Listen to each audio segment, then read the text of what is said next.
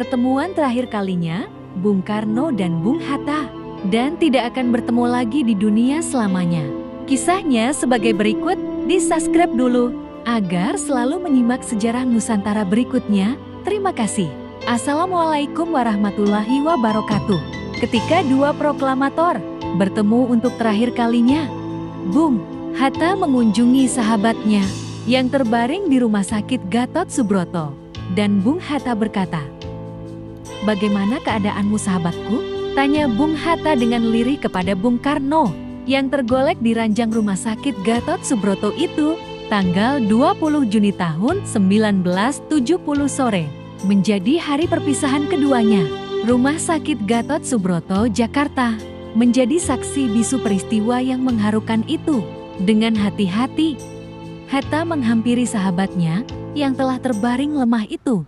Presiden Soekarno yang semalaman koma pun tiba-tiba tersadar begitu Bung Hatta datang. "Hatta, kau di sini ya?" ujar Soekarno dengan lirih. "Iya, bagaimana keadaanmu sahabatku?" jawab Hatta. Hati Hatta teriris melihat sahabatnya itu terbaring tak berdaya. Dengan berusaha menyembunyikan kepedihannya, Bung Hatta kemudian mengelus pelan tangan Presiden Soekarno. "Tugaet Mekjo," lanjut Soekarno masih dengan nada lirih dalam bahasa Indonesia. Ucapan itu berarti, "Bagaimana kabarmu?"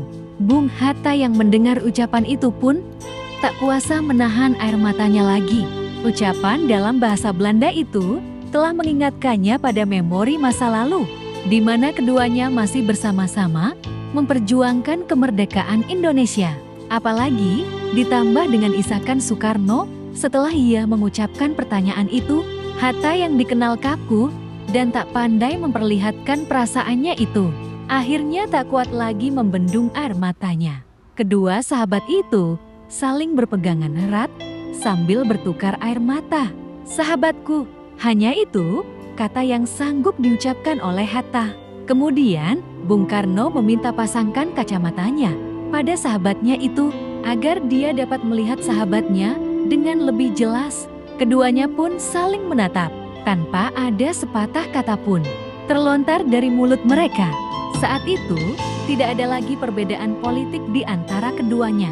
Hatta pun menyadari bahwa waktu yang tersedia bagi sahabatnya itu sudah tidak lama lagi. Keesokan harinya, Soekarno pun pergi untuk selama-lamanya.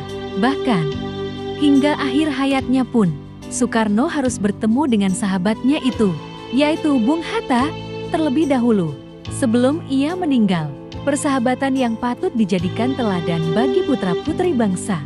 Dwi Tunggal telah selesai melaksanakan tugas sejarahnya. Kedua sahabat itu akan senantiasa dikenang oleh bangsa ini, oleh sejarah Nusantara. Demikianlah sejarah Nusantara kali ini, dan nantikan sejarah Nusantara berikutnya. Terima kasih. Wassalamualaikum warahmatullahi wabarakatuh.